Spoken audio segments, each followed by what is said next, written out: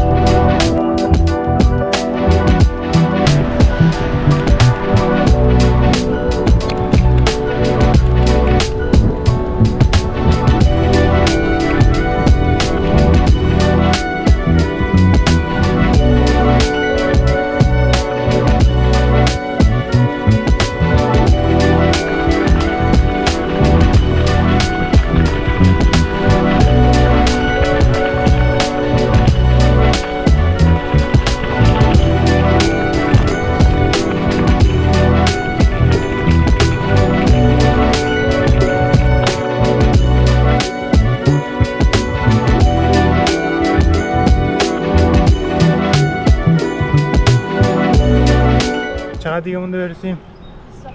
25 25 یعنی 52 کیلومتر اومدیم.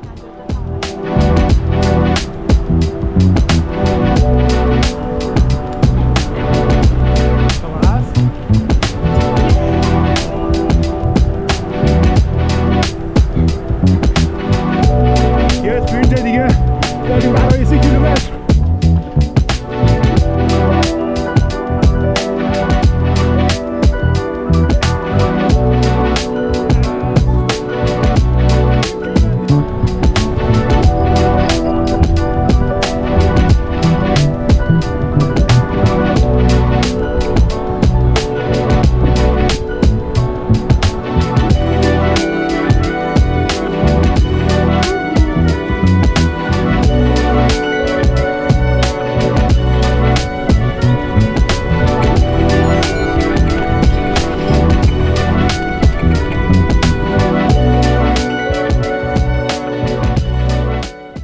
مقصد سوم کجاست؟ من شهر